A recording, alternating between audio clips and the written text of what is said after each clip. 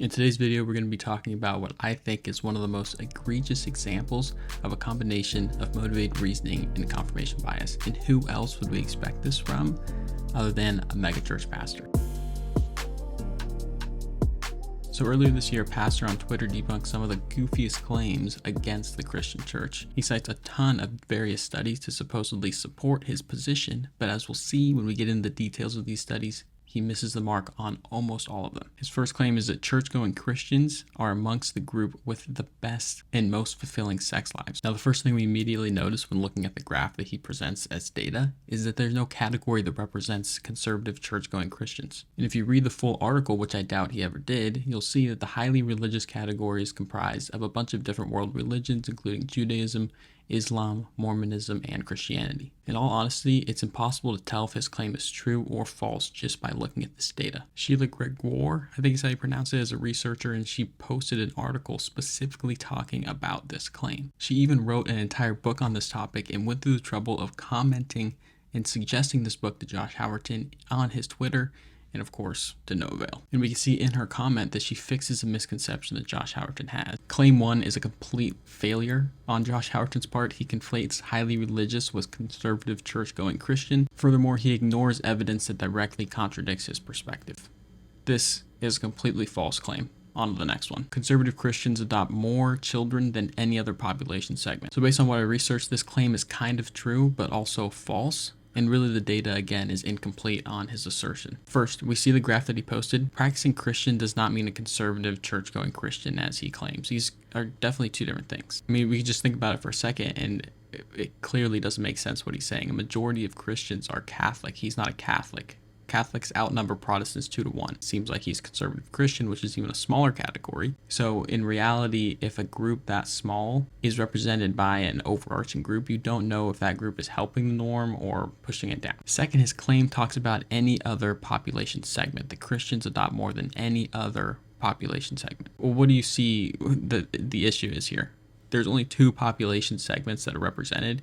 You have practicing Christians and then all U.S. households. There is no category for atheists or for Hindus or for Mormons. So in reality, you can't make the claim that it's more than any other population segment if there's no other population segments that are presented in the data. I will say this is evidence that Christians do help quite a bit with adopting a lot of children, but it's absolutely not evidence for his specific claim. And when we're talking about statistics, the claim that you are making is the most important part. Now we're on to claim number 3, and this is the worst one by far. It's unbelievable. He claims that conservative Christian gender traditional church-going women are in the happiest relationships in America, and abuse decreases by 50% in this category. To support this, he tosses up a graph of relationship satisfaction. This is not about abuse. This graph is not talking about abuse or domestic violence. There are graphs that talk about this in the same article that he's referencing, literally like 2 pages away.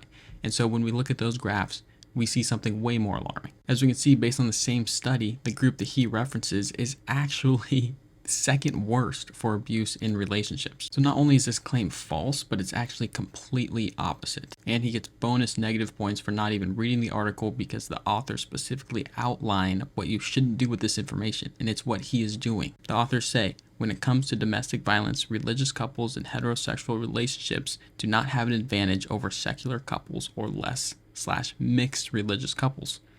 Our results suggest, then, that religion is not protective against domestic violence for this sample. If he actually read the article, he would have understood that. He would have came to that conclusion. He would have realized that that's what the authors are saying.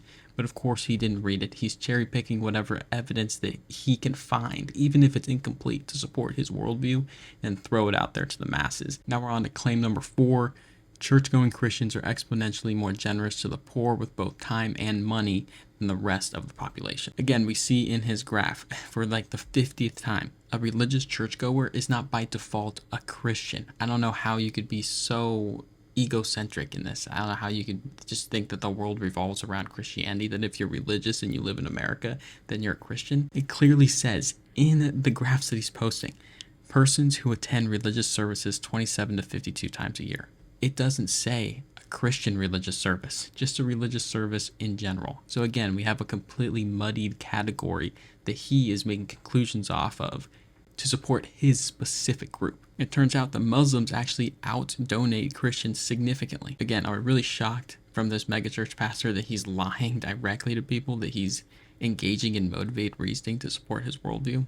Honestly, I'm not. Again, Josh Howerton makes a complete fool of himself, exposing himself as somebody who doesn't understand statistics, can't read data, and has no idea what he's talking about. Now we get on to one of his final claims, and it's that church-going Christians get divorced at a rate that's 35% lower. You might be saying, lower than what? Well, yeah, that's the problem. He doesn't actually say if it's lower than the general population, lower than irreligious people. It's an incomplete claim to start off with, but let's look at it anyways. So Protestant Christians have a 28% divorce rate, which is 14 times higher than non-religious couples. And so in a post talking about how beneficial religion is, you'd think that the opposite of religion would then be irreligious. And if irreligious, the rates of divorce are 14 times lower, then what's the point of what you're posting, dude? Even when compared to the general public, which is a mixture of religious and irreligious groups, the statistic that he quotes isn't even accurate. It's not 35% less. It's not even close. So essentially every single claim made in this Twitter thread can be concluded to be completely false. This is one of the worst and most egregious examples of motivated reasoning that I've ever seen. Truly. This Twitter thread is at best ignorant of tons of data that exists. At worst, it's a poor attempt to prop up a fragile ego that is based on a flawed belief system. Honestly, who's surprised? A megachurch pastor making shit up, being manipulative, stretching the truth, misrepresenting statistics. So I'd like to call out Josh Howerton. If there's any ounce of honesty in your blood, in your bones, in your body, you would take down this post, or at least listen to the other side and make some kind of post correcting your misconceptions about the data. Or honestly, delete the whole thing. You were simply contributing to misinformation regarding religious worldviews. You were telling millions of conservative Christians that their worldview is the best and that nothing has to change, when in reality, it could be destructive.